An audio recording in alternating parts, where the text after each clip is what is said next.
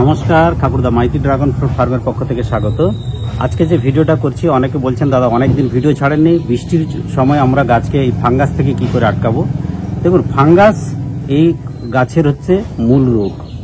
যে কোনো সময় ফাঙ্গাস আসে, তবে বেশি করে বৃষ্টির সময় আর শীতের সময় প্রচুর ঠান্ডায়, প্রচুর বৃষ্টিতে, প্রচণ্ড গরমে এই ফাঙ্গাসগুলো বেশি করে আসে। এখন যে ফাঙ্গাসটা বেশি করে আসে, মাটির নিচ থাকে স্যাঁতস্যাঁতে, আর গাছের উপরে প্রচণ্ড বৃষ্টি, আবার গুমোট গরম। তার ফলে কি হয়, ভ্যাপসা গরমে এদিকে রস থাকার জন্য যে ফাঙ্গাসটা আছে সেটা হচ্ছে ব্লাইট।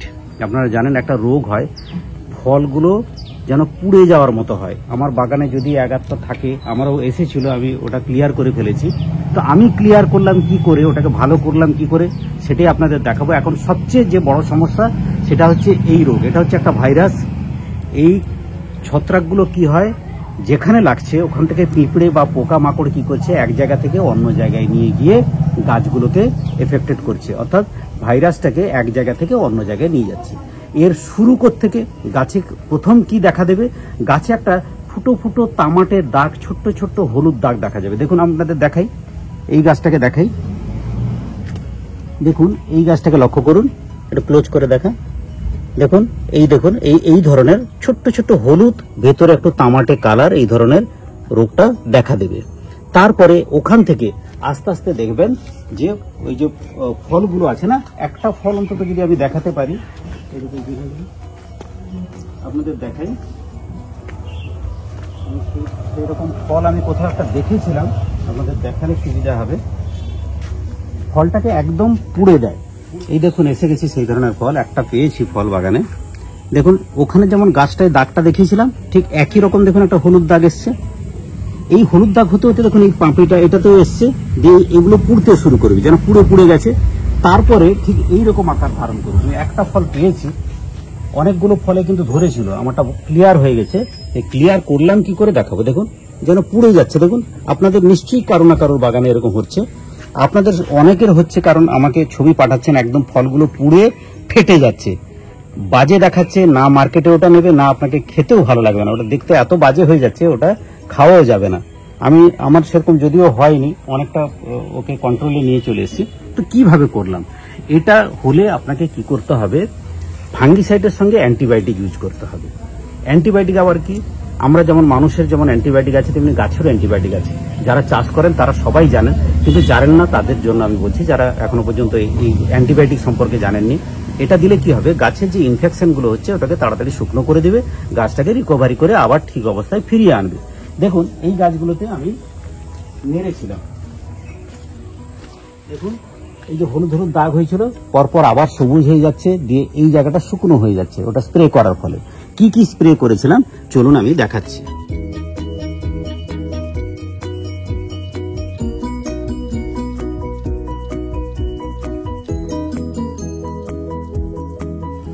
এই ধরনের ফাঙ্গাসগুলো এলে আপনাদের প্রথমে কি করতে হবে, প্রথমে পুরো বাগানে একটু আপনাকে ওস্তাদ বা হামলা, যেগুলো আমি বলি সচরাচর, খুব কম ডোজের ওষুধ এবং হালকা ওষুধ, পিঁপড়ে তাড়ানোর জন্য একটা ওষুধ স্প্রে করতে হবে।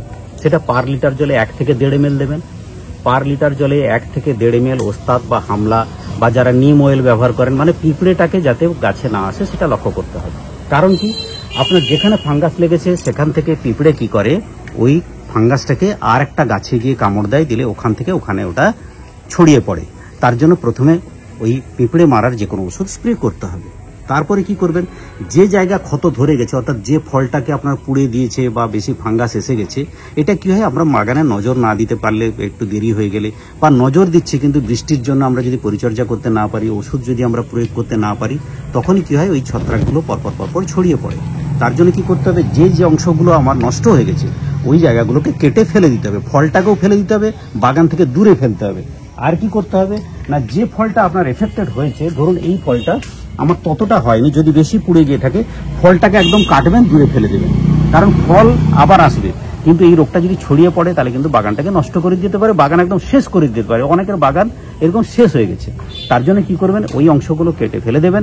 দিয়ে কি করবেন, যে অংশগুলো কাটছেন বা পরিষ্কার করছেন, দেখুন আমি একটা জায়গা দেখাই আপনাদের, এই জায়গাটা দেখুন, এরকম একটা ছুরি নেবেন, ধারালো ছুরি নেবেন, ডোকাটা যেন খুব ধারালো থাকে। দিয়ে কি করবেন, যে অংশটা এই জায়গাটা দেখাই, এই অংশটাকে কেটে এইরকম ভাবে চেঁচে এরকম করে পরিষ্কার করবেন। আমার শুকনো ধরে গেছে, তবু ভিডিও করার জন্য দেখাচ্ছি। এই অংশটাকে একটু কেটে এইভাবে পচনটাকে পরিষ্কার করে নেবেন, ঠিক আছে। একটা এদিকে আছে, একটু দেখাই। এটা খুব ভালো ভ্যারাইটি, আসান্তা 2 রয়েছে। দেখুন এখানে গ্রাফটিং করা রয়েছে, গ্রাফটিং এর উপরের অংশ হয়েছে। এই জায়গাটাকে এইভাবে পরিষ্কার করে নেন। এই দেখুন, ভাবছেন গাছটা মরে যাবে, কিচ্ছু হবে না, কারণ ওর হাড়টা থাকলে, ভেতরে যে হাড়টা আছে ওটা থাকলেই গাছ ঠিক থাকবে। এইভাবে পরিষ্কার করে দেন। যে জায়গাগুলো পরিষ্কার করলেন,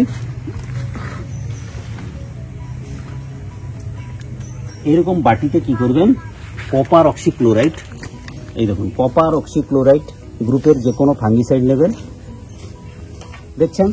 আর কি করবেন, কাসুকামাইসিন বা যে কোনো অ্যান্টিবায়োটিক, এটা একটা অ্যান্টিবায়োটিক কাসুকামাইসিন।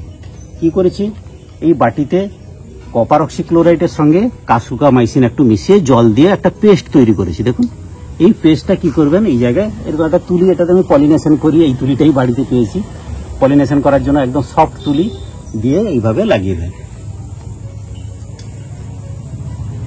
হয়ে গেল। দেখবেন 5 দিনের মধ্যে এই যত বড় ইনফেকশন থাকুক শুকনো হয়ে যাবে।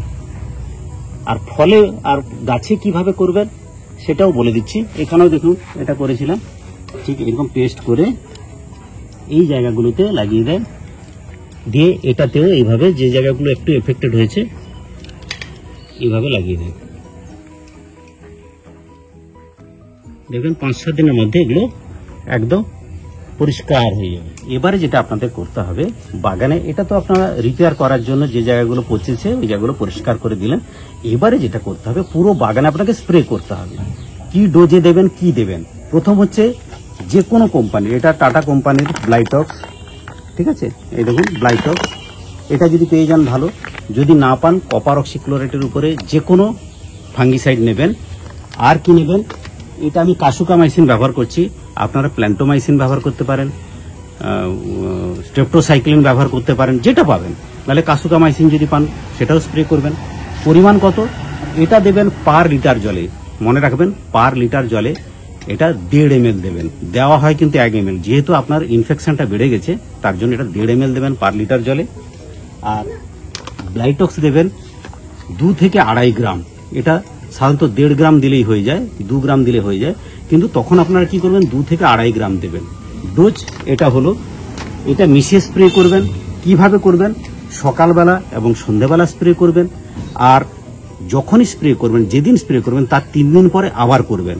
যাদের ফল পুড়ে যাচ্ছে ফলের উপরেও স্প্রে করবেন, গাছে পুরো গাছে ভালো করে স্প্রে করবেন, গাছের উপরে স্প্রে করবেন, গোড়ায়ও স্প্রে করবেন। দেখবেন আমাদের সাধারণত ড্রাগন গাছের শেকড়গুলো উপরে চলে আসে, দেখেন এই টপটার দিকে দেখো, দেখুন এই শেকড়গুলো সব উপরে রয়েছে, এই যে দেখুন এই যে শেকড় সব উপরে। দেখুন এই গাছের যখনই আমি এই কপার অক্সিক্লোরাইড এবং কাসুকামাইসিন স্প্রে করব বা যে কোনো অ্যান্টিবায়োটিক স্প্রে করব, গাছের উপরে স্প্রে করব, নিচে করব, এবং এটা 3 দিন অন্তর করব। কদিন অন্তর, 3 দিন অন্তর। আজকে যদি স্প্রে করেন, মাঝখানে 3 দিন যাবে, আবার একবার স্প্রে করবেন, আবার 3 দিন যাবে, আবার একবার স্প্রে করবেন, এরকম 3 বার মোট স্প্রে করবেন, ঠিক আছে। তাহলে 3 বার 3 দিন অন্তর স্প্রে করবেন। তারপরে কি করবেন, যেরকম স্বাভাবিক আপনারা ফাঙ্গিসাইড স্প্রে করেন তেমনি 7 দিন 10 দিন অন্তর যে যেমন করতেন তেমনি স্বাভাবিক করবেন, কিন্তু তখন আর এটা মারা হবে না। এই 3টা ডোজ হয়ে যাওয়ার পরে আমরা কি স্প্রে করব, নেটিভো অথবা অ্যামিস্টার টপ। কি বললাম, নেটিভো অথবা অ্যামিস্টার টপ, তার সঙ্গেও আমরা অ্যান্টিবায়োটিক দেবো। আর একটা কথা বলে রাখি, এই বৃষ্টির সময় কি হচ্ছে না, এই স্প্রে করলাম, এই বৃষ্টি হয়ে যাচ্ছে, ধুয়ে যাচ্ছে, তার জন্য ওর সঙ্গে একটু স্টিকার দেবেন। শ্যাম্পু পাতা অনেকে মিশিয়ে দেন, অনেকে স্টিকার দেন। এখন ভালো ভালো স্টিকার বেরিয়েছে, স্টিকার বেরোলে কি হয়, পোস্টটা একটু বেড়ে যায়, দিলে কি হয় ওষুধটা কাজও ভালো দেয়। আর কি হয় না, গাছের যে ধুয়ে যাওয়ার ভয়টা ছিল, গাছ বৃষ্টি হলে যে ওষুধটা ধুয়ে যেত সেটা আর ধুয়ে যায় না, ঠিক আছে। আমি দেখাই এবারে নেটিভো আর অ্যামিস্টার টপ, এটাও আপনাদের দেখাই। দেখুন এটা হচ্ছে অ্যামিস্টার টপ, দেখতে পাচ্ছেন, একটু দামি ফাঙ্গিসাইড, এর সঙ্গে অ্যান্টিবায়োটিক মিশিয়ে স্প্রে করতে পারেন, নাহলে এমনি করবেন। যাদের খুব বেশি ইনফেকশন হয়ে গেছিল তারা কিন্তু এর সঙ্গে অ্যান্টিবায়োটিক ওই একই ডোজে স্প্রে করবেন। আর একটা দেখাচ্ছি, এই ওষুধটা যেহেতু আমার কাছে আসে আমি ইউজ করি, আপনাদের দেখাই। দেখুন এটা হচ্ছে নেটিভো, ঠিক আছে। এগুলো কি করবেন, 3টা ডোজ কমপ্লিট হওয়ার পরে আপনারা এই দুটো স্প্রে করবেন। এগুলো এটা 1 গ্রাম করে দিতে পারেন, 1 গ্রাম করে দিলেই চলবে। আর ওটা 1 থেকে 1.5 ml দেবেন। তাহলে অ্যামিস্টার টপ দেবেন 1.5 ml করে, 1 থেকে 1.5 ml করে। আর এটা যেহেতু দানা আছে, ডাস্ট আছে, ডাস্ট ফর্মে একটু দানা দানার মতো হয়, এটা আপনারা দেবেন 1 গ্রাম করে। ঠিক আছে, এই দুটো মিশিয়ে তারপরে স্প্রে করবেন। আমাকে জানাবেন, তারপরে যদি ভালো না হয় আমাকে জানাবেন, তখন অন্য চিন্তা করা হবে। কিন্তু আমার মনে হয় এগুলো দিলে আপনার যে ফলটা পুড়ে পুড়ে যাচ্ছিল, গাছে যে প্রচন্ড ফাঙ্গাস এসেছিল, ওগুলো আস্তে আস্তে কেটে যাবে। অনেক দিন ধরে আপনারা বলছেন যে আমাদের ফাঙ্গাস আসছে। ফাঙ্গাস আমি আগেও বললাম, আবারও বলছি, এই গাছের একটাই রোগ, এখানে কোনো পয়জন ইউজ হয় না, আপনারা জানেন, খুব বেশি লাগে না, কারণ পোকামাকড় এর খুব একটা ক্ষতি করে না। কিন্তু যেটা ক্ষতি করে সেটা ফাঙ্গাস, কারণ এটা হচ্ছে জংলা গাছ, ক্যাকটাস গাছ। একসময় পাহাড় পর্বত জঙ্গলে হতো, আমরা নিয়ে এসে বাড়িতে চাষ করছি পরিষ্কার করে। তো তার জন্য এতে ফাঙ্গাস আসবে। ক্যাকটাস গাছে আমাদের এই ক্লাইমেটে একটু তো ফাঙ্গাস আসবে।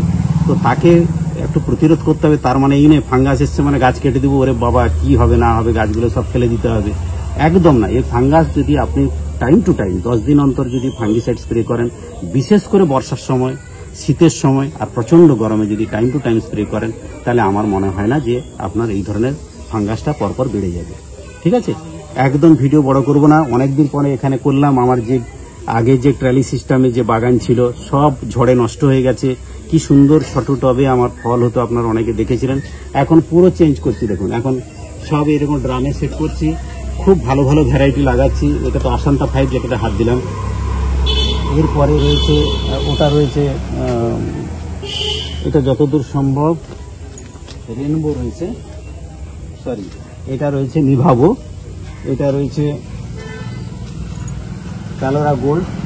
ঠিক আছে, ওখানে আমার নিভাবো আবার বসছে, যে দেখুন লেখা রয়েছে নিভাবো, গ্রাফটিং করে বসিয়েছি, খুব ভালো ভ্যারাইটি আপনারা জানেন। তো মোটামুটি হবে। ওটা ইয়েলো রয়েছে, খুব ভালো ফলনও হয়েছে ছোট ছোট টবে।